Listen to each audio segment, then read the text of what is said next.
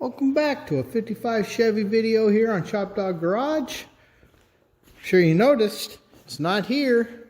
It's next door. We got to move it. Problem we're having is it's 42 degrees outside and it's melting. So that's going to make it fun. I know it's been a little while, but the 55 is back. I've shown it in other videos. It is time to get this moved to where we can work on it some more. At some point, we got to get a drive shaft. There's so much to do yet. It's not even funny. But I do know the exhaust is ready to go. Got a lot of wiring to do, so hopefully we can get a lot of things sorted out here before it comes to my shop for wiring work. So let's get it moved. Got lucky. No giant chunks of ice fell on it while we were moving it. But even with the car cover, it still got damp, so he's wiping her down. And here you can see she's ready for some work. Gotta map that out. Remember what's going on here. There is a lot. Okay, now this is very scary. Look at what a good job Josh did. Okay, I gotta remember where the opener is on this one. It's right in here somewhere. There it is. Okay. Coming up. And clears it. Front and in the back. So moving that IAC really was a great idea. So hopefully that causes us zero grief. You can see to make the hood work, you had to get a little more creative, put some bracing in and a very fancy looking support. And I guess that this had to change a little too. Yeah, this does not look like the same welding that it was before. And this is obviously ground down a little, but whatever it takes to make it work. But yeah, this is gonna work out slick. We're real happy. But probably the next thing we're gonna do is putting a cover on this thing so we don't scratch anything. Look at that, we got the fancy cover on there, so we're less likely to scratch stuff.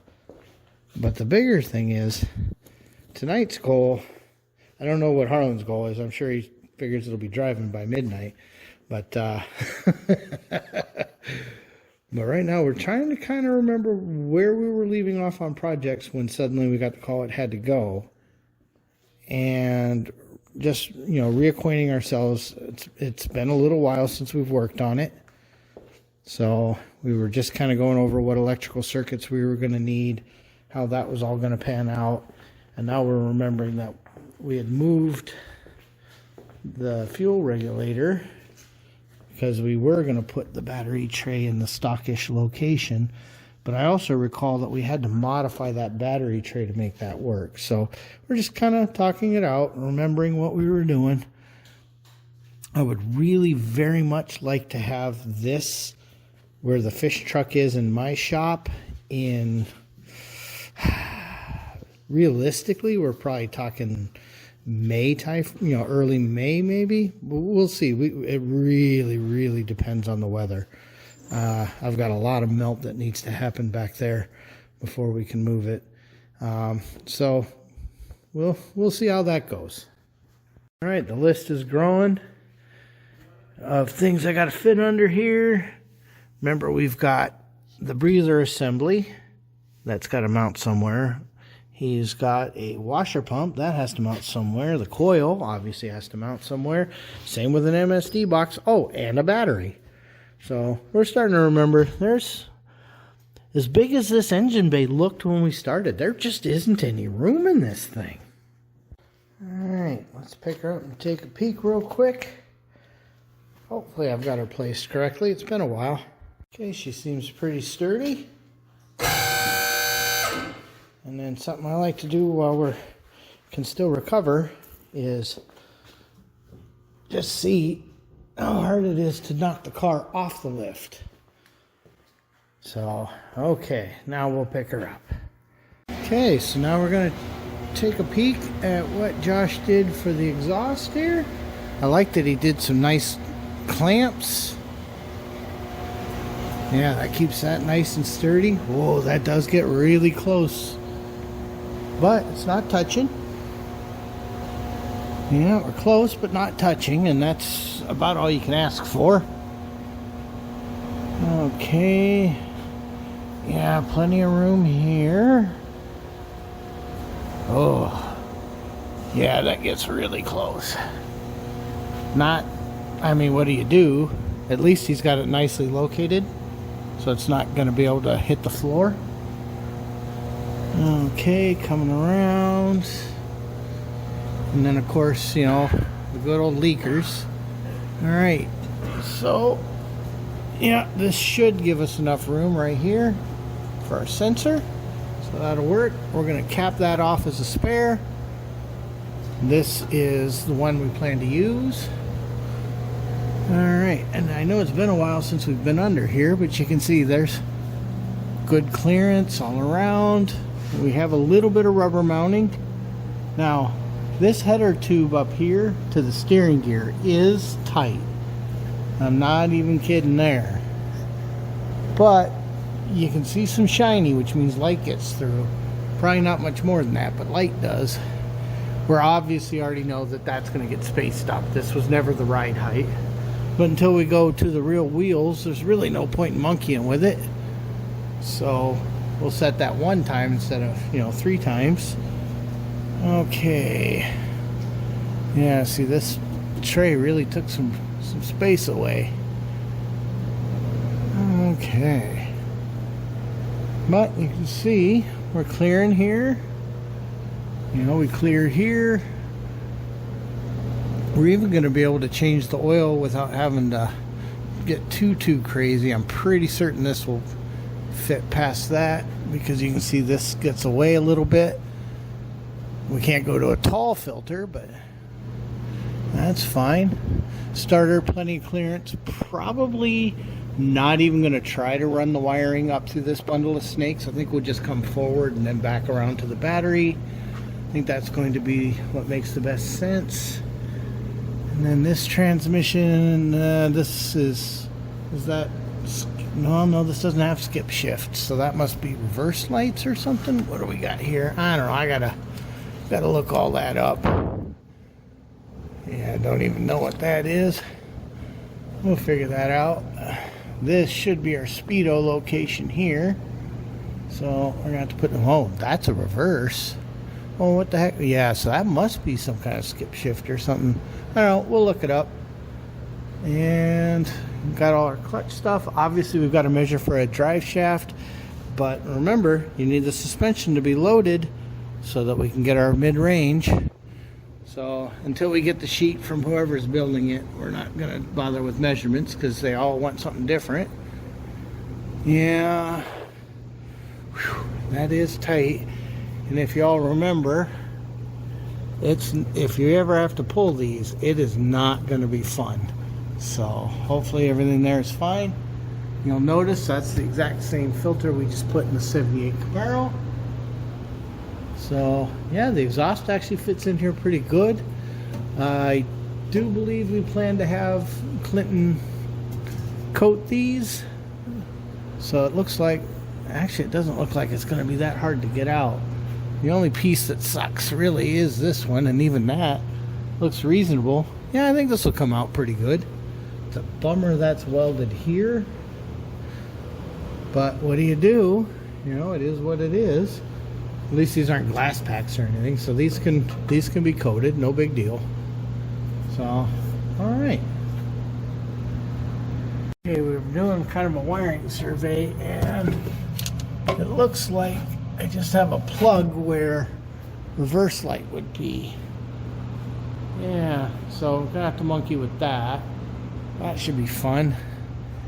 So he gave me, when Josh put all this together, he gave me the socket for the parking light and the brake light, or turn signal, depending, but no socket for reverse lights.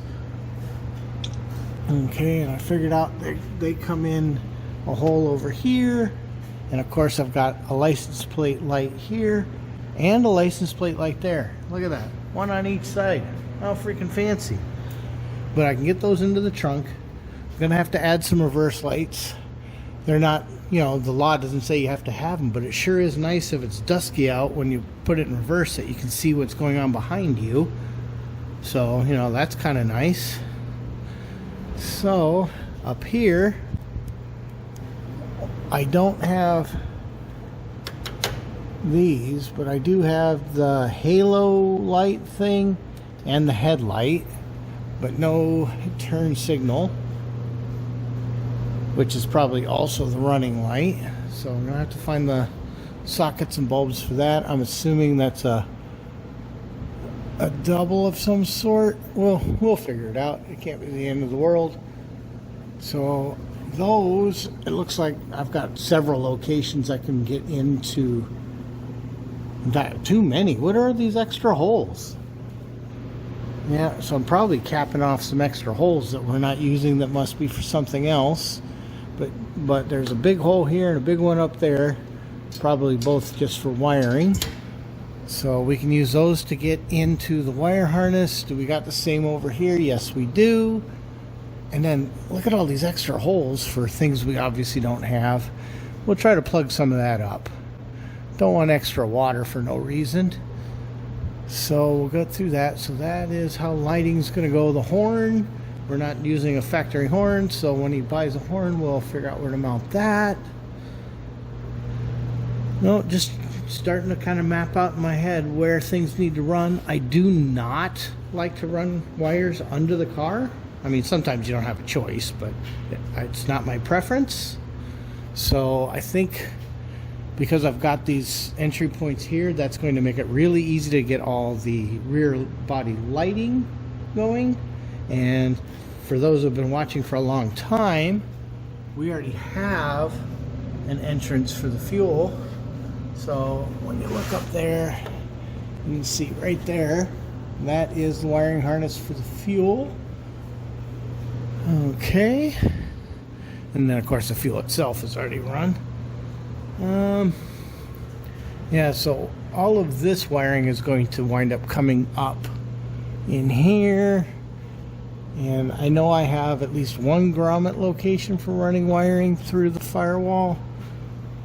May have to add one more, but we'll keep looking. All right, we're going to pull the exhaust, but before we're due, I'm going to be taking a few pictures.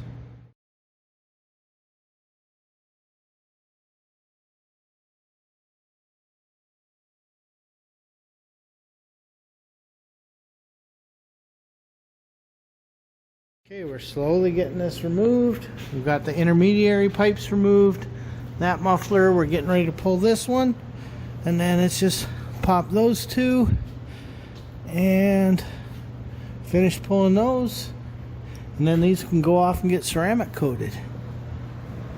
Alright, one little piece of pipe left to drop. One of the things I've been doing is we're just putting all the hardware back where it was. Make my life easier later when we can't remember where we put it. So we'll get these two dropped and get all the hardware back in. Doesn't look like much, but there's our exhaust. All just sitting down on the box. Okay, so that buys us a little room. That's going to look nice when that's all powder coated. But you can see how we did all this. A little different than the 78, but it's still the same basic concept. It's just the 78's not a full frame car. But you can see we're doing the exact same sizes. So, oh, that's a pretty cool shot. I'm going to take a picture real quick. And with that, we're going to close out. I'll be tossing the shop Rex in a second. We've been digging some things out, remembering what's going on. And like, here's that crankcase breather. And I got to find a place to mount. Battery tray, got to find a place to mount that. Coils in here. We got our MSD box. That's got to get mounted. And then this thing is gigantic. I have to figure out where to mount that. So, yeah, there's a lot of stuff to fit under there. Yes, Vanna White is doing Vanna stuff. But yeah, no, just finding stuff and digging it out and remembering what we got to do. So anyway, please like, comment, subscribe. Hope you guys are enjoying this. And, you know, let's toss this over to ShopRex. Thanks for watching. This has been another ShopRex approved video. Thanks for watching.